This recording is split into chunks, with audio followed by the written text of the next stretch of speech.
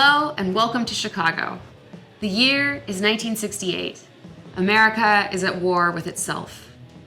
News cameras are rolling as police platoons and revolutionaries clash in the streets. Convention week is about to open in a gust of tear gas. In this video, I'm going to teach you how to play both sides of this conflict, the demonstrators and the establishment. We will be walking through an entire round in the two-player mode, and in the end, I will also show you how the 3- and 4-player game plays out. This game also supports solo and cooperative play, which I will cover in a future video. Chicago 68 is an asymmetric game. Each side plays from 2 decks of cards, a leadership deck and a rank and file deck.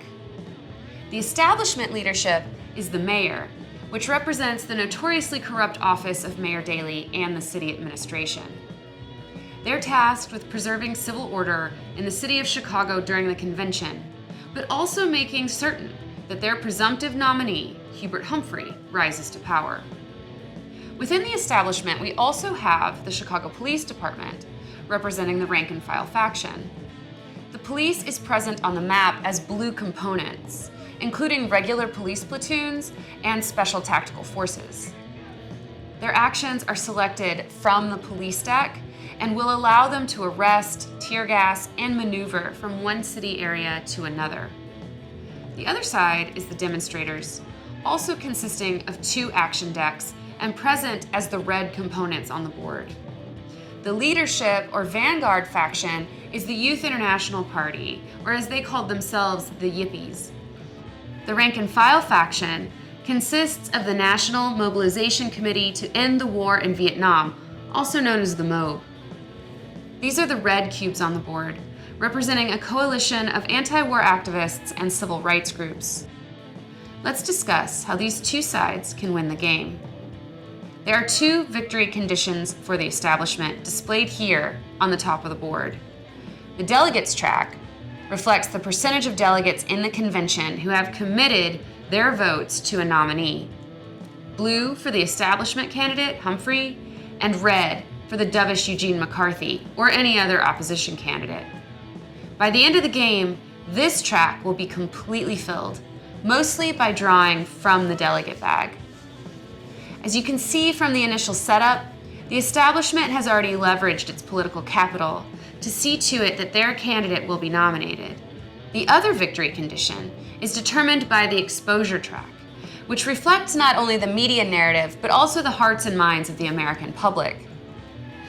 Each side wants the exposure marker on their side of the track by the end of the game. Red for the demonstrators and blue for the establishment. While the establishment starts in a position of dominance, it has to achieve victory on 2 fronts, both the delegate count and the exposure. The demonstrators, on the other hand, only need to win on one of the 2 conditions, either on the delegate track or the exposure track. This allows them to be more reactive and pivot between political and the street-level dimensions freely. The game takes place over 3 days of Convention Week, August 26th through the 28th, represented as 5 rounds, plus 1 short round to fill out any remaining empty spaces on the delegate track. As you can see by these icons, each round is half a day, alternating between daytime and nighttime. Everywhere you can place a component on the map is called a city area, or just area for short. This also includes the diamond-shaped transit areas, which represent geographical distance between sites. Areas are connected with paths, which determine adjacency. There's also a special area called Cook County Jail, where arrested demonstrators are placed. It is not directly adjacent to any other area. Each area may have up to 3 pieces of information that will be relevant to play. First, you'll see there are 2 exposure bonus values. Demonstrators always gain the red value and police the blue. Typically, this happens when conflict is resolved. The distribution of exposure points reflects the news media's attention. The establishment is incentivized to police the parks, while the demonstrators' boon is in the convention. The second icon I want to draw your attention to is the capital bonus, represented by this cube. At the end of each round, each area with a capital bonus and no demonstrator presence will produce income for the mayor. This will help maintain the mayor's policy power throughout the game. Michigan Avenue, being the commercial heart of Chicago's Loop, produces 3 capital, a crucial battleground for both sides. Lastly, each major city area that is not the transit areas or Cook County Jail has a star. At the end of the round, 1 exposure bonus is granted to each side that controls a starred area. Control is determined by the units and their total strengths. The most common on the board are the cubes, red belonging to the demonstrators and blue, the establishment. For the demonstrators, each cube represents a mass of about 700 affiliated protesters working together as a group. The smaller cubes have an organizational strength level of 1, and the bigger cubes an organizational strength level of 2. Strength here is a measure of willpower and collective agency in times of crisis. The majority of strength in an area determines control, with ties counting for neither side. The exact same applies to the police.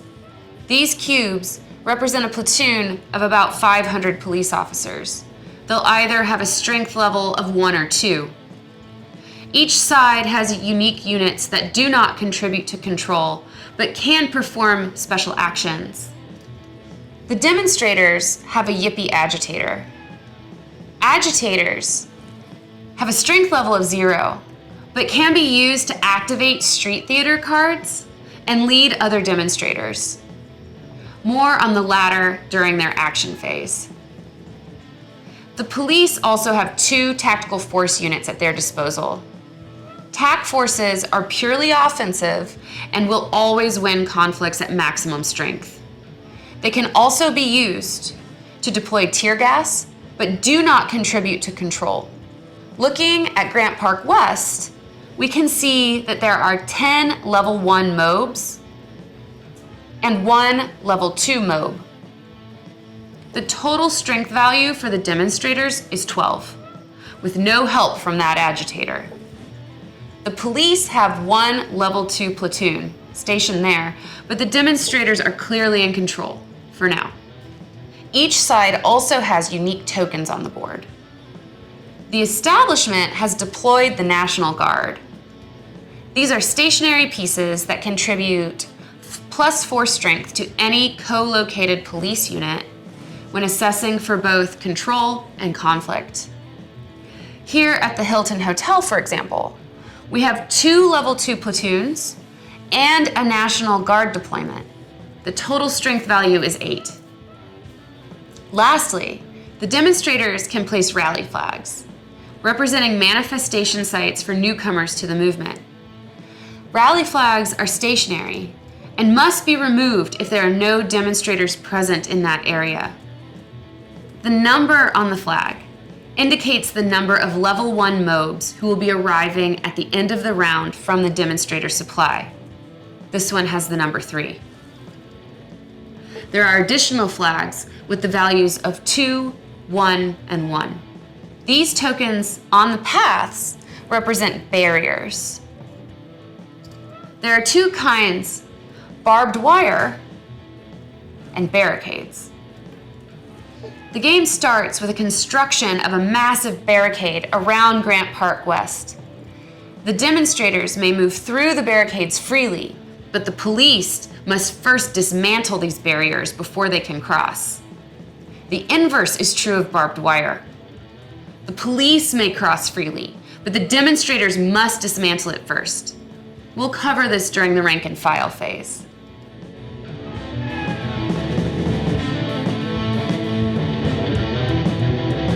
Now, to begin, the mayor will always have the first move.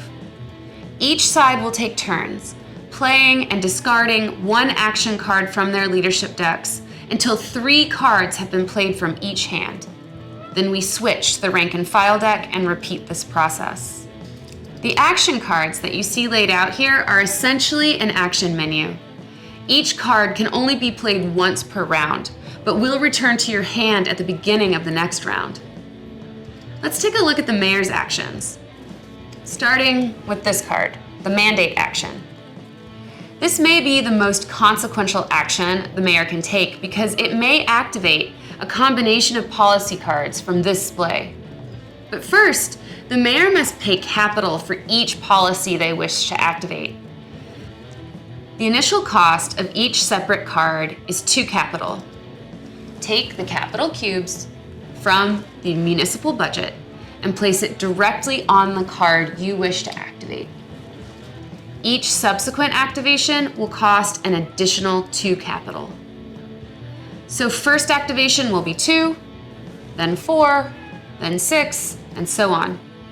In this manner, you may activate as many cards as you can afford. So let's say you want to supply your police with more tear gas. Simply place the 2 capital cubes on this card. A second activation will cost you 4 capital, which you don't have at the moment, but you can afford to spend the remaining capital on redeploying the National Guard. These cubes will stay on the card for the rest of the game, or at least until you discard them from the display. As you can see, the decision space for the mayor is very broad at the beginning of the game and will narrow as time progresses. The next card in the display is Work the Machine. At the end of each round, we will draw blindly from the delegate bag. If you'd rather not leave this to the delegates' whims, you can take matters into your own hands. Remove 3 capital cubes from your budget. Then place one of these blue cubes on the delegate track. This represents a delegate commitment to Hubert Humphrey. The other 2 cubes are returned to supply. We'll add this no vote to remind us not to draw from the bag at the end of the round. Deploying officers is relatively simple. Spend 1 capital per police platoon to take a unit from the reserve space and place them in any city area. Greasing palms is fun and easy. Play this card to add 3 capital cubes to the municipal budget. Authorize barbed wire. Add 2 barbed wire tokens to the police supply here. In the next phase, the police will be able to place these on any path adjacent to a police unit. The last card is Strategy of Confrontation, the name of the report that the Daily Administration published justifying its actions. This card allows you to swap out the Tactics card in the current Tactics space. Each card enables a free action for the police faction in the next phase. Currently, we have Tactical Support, which allows the TAC force to move into any area with a level 1 platoon. Taking turns with the mayor, the Demonstrators will play a total of 3 action cards. The first of the 3 actions is Lead. Using your agitator, you may move through up to 2 adjacent areas. You may pick up and drop off any demonstrators along the way, including other agitators. The next action you can take is Agitate, the Yippee equivalent to the Mandate action. It has 2 steps. First, you may, if you wish, replace any demonstrator in the same area as an agitator with another agitator from the supply. Step 2 is to draw from the Street Theater deck a number of cards equal to the total amount of free agitators from the board. Any agitators who have been arrested and placed in Cook County Jail do not count. For example, I currently have 2 free agitators on the map, so I draw 2 Street Theater cards into the display.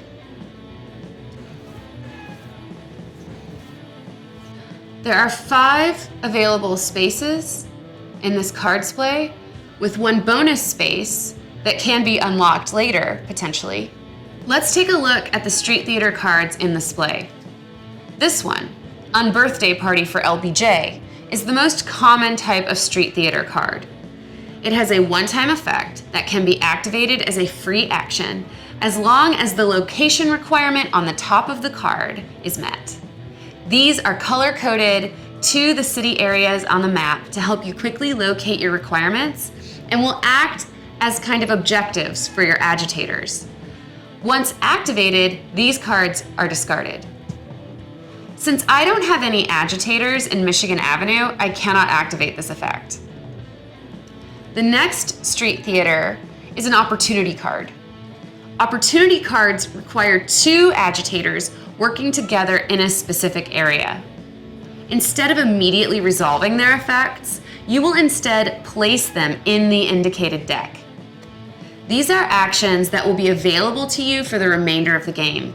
They are not immediately discarded. This one, for example, requires that I have two agitators in any one area. I can place it in either the MOB or Yippee decks and use it to construct new barricades in the future. I'll go ahead and activate this card, placing it in my Yippee deck.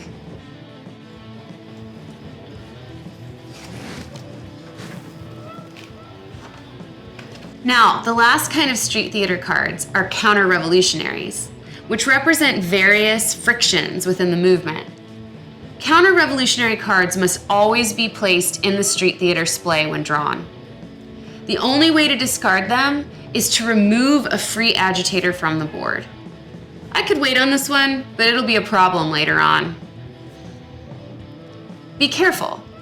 If all agitators are removed from the board, that is an automatic loss for the demonstrators. Activating Street Theater is a free action, and a free action is an unlimited action that you can take at any point during your side's turn, as long as it's not interrupting another card effect.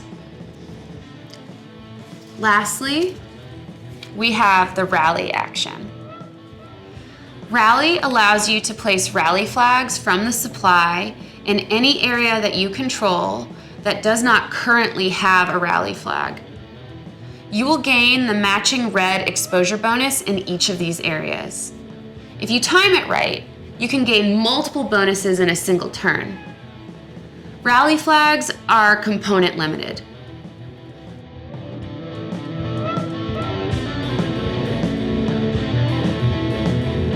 The round continues, with each side playing a card, one after the other, until both sides have had an opportunity to play 3 cards total from the leadership deck. After this, we'll move immediately into the rank and file phase with the MOB deck. The second phase will also see each player taking turns up to 3 cards each. This phase will always start with the MOB and end with the police.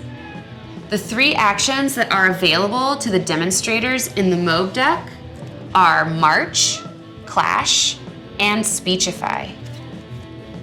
March, like Lead, is also a movement card, but with a slight difference. You may move any number of demonstrators.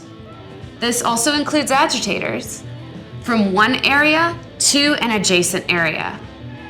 Now, if the area you just moved to already has demonstrators present, you may march again. You may pick up and drop off demonstrators along the way. This is a strong incentive for the demonstrators to spread out and create contiguous networks across the map. Clash is a conflict card. Conflict cards are an effective means of attracting exposure for both sides. The card text will tell you who you can target and who is involved in the conflict. Step 1 of Clash is to move the instability marker up by 1. If the instability marker hits a red or blue value, the demonstrators or the establishment, respectively, may claim 1 instability bonus tile. The options are gain an immediate bonus of 5 exposure, place an additional level 2 unit in any area, play an extra action card on your turn once, or increase your splay size by 1. For the mayor policy splay, add an extra card from the policy deck. For the street theater splay, you have an extra space for a 6th card. If the instability meter ever exceeds the topmost value, you will draw and resolve a mob chaos event. More on that in a minute. The way that the demonstrators resolve a clash is by having every unit in the area target 1 police platoon of lower strength. The target of a demonstrator conflict is always injured. TAC forces may never be targeted. Let's say we were resolving a clash in Grant Park West. Assessing the strength level of all the demonstrators in the area, we can see that they will injure that 1 level 2 police platoon. When a level 2 platoon is injured, you will place it in the injured space and replace it, if possible, with a level 1 police platoon from the reserve space. If a level 1 police platoon is injured, place it in the injured space, but do not place a reserve platoon. Gain the matching exposure bonus in that area. Conflict in this game is deterministic. However, if 5 or more units, or if a TAC force is involved in a conflict, then a mob chaos event is triggered after the conflict is resolved. Only 1 mob chaos card is ever drawn per turn, even if multiple effects trigger it. Resolve the effect that matches the round type, daytime or nighttime. Typically, but not always, daytime will favor the demonstrators and nighttime will favor the establishment. Lastly, all conflict cards may be discarded to dismantle a barrier adjacent to your units. This is a free action and you may play another card in the same turn. Remember that you will gain all discarded conflict cards back next round. The 3rd action card is Speechify. Speechifying allows you to take a number of level 1 mobs from the general supply equal to the number printed on the rally flag and place them in the same area as the flag. Now we move to police actions. The police can deploy barbed wire. If the mayor provided any barbed wire in the previous phase, the police can place as many barbed wire tokens as they have in police supply on any adjacent path. Move. Every police platoon and TAC force may move to 1 adjacent area. Mass arrest is a conflict card, similar to Clash. All police platoons and TAC forces in an area may arrest up to 4 demonstrators of lower combined strength. The police player may choose which demonstrators to target. Gain the matching exposure bonus in that area. Remember that if more than 5 police and demonstrators are in conflict, or if a TAC force is involved, you must draw and resolve a mob chaos effect. A TAC force will always win a conflict as if it has maximum strength, so a single TAC can arrest 4 demonstrators. Arrested demonstrators are placed in Cook County Jail. On to tear gas. First, increase instability by 1. 1 by 1, place a tear gas token from the police supply into any area with both TAC forces and demonstrators. So for instance, let's say that in Grant Park West, we have a TAC force there. The demonstrators must immediately move out of that area. They may split up, but they have to follow movement rules. If a demonstrator can't move, either because another tear gas token or barbed wire token is blocking their movement, it is a grievous injury, and they will be returned to the supply. The establishment will gain their blue exposure bonuses in the areas where tear gas was placed. This will also trigger a mob chaos effect because of TAC presence. And finally, we have advance. Advance allows you to move one police platoon or task force to an adjacent area and arrest a demonstrator of lower strength, gaining exposure. As with all the conflict cards, you must be able to completely resolve the entire card effect. Mass Arrest, Tear Gas, and Advance are all conflict cards that can be discarded as a free action to dismantle an adjacent barricade. Then play proceeds to the mob, who play their second card, then back to the police, until both sides have performed up to 3 actions each. You may also pass, forfeiting a turn. After that, we move to a small number of end-of-round events. First, advance the round marker 1 space. Then, the demonstrators will flock to any rally flag left on the board, according to the number on the rally flag piece. Then capital accumulation. The mayor gains capital for each area with a capital bonus, and no demonstrator presence. Michigan Avenue, in this instance, would yield 3 capital cubes. This is followed by Meet the Press. Each side gains 1 exposure point for each starred area it controls. In this case, the demonstrators end the round controlling 1 starred area. The establishment controls 5 starred areas. Nobody controls Grant Park East. So that is 4 exposure points in favor of the establishment. If the exposure track ever exceeds in favor of the establishment, you must change the current tactics card. If exposure breaches the demonstrator's end, you must take 1 level mob from the map and place it in the delegate bag. Any leftover points are disregarded. This represents a successful street movement being drawn into the political arena.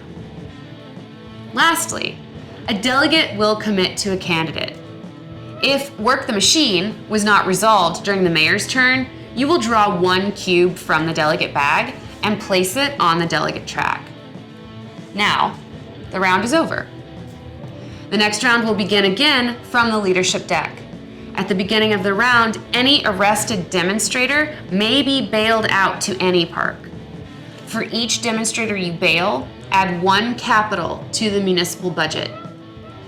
After 5 rounds, fill any empty spaces on the delegate track from the bag and check for victory. Now you have the complete rules for a 2-player game of Chicago 68. For a 3 or 4-player game, simply give 1 player the rank and file and the other leadership decks. This is now a team game where each side is working against the other. For a more dramatic game, we recommend using the variable turn order deck. In this variant, turn order is determined at random. Each round, you will set aside 1 mayor card and 1 police turn card, then shuffle the remaining cards. The mayor will have the first move and the police will have the last. For the remainder of the round, draw a card to determine turns. The only rule modification is that you may discard a conflict card to dismantle a barrier on any player's turn as a free action. And that's it. Reach out to us if you have any lingering questions via the links in the description. Thank you so much. We hope you enjoy the game.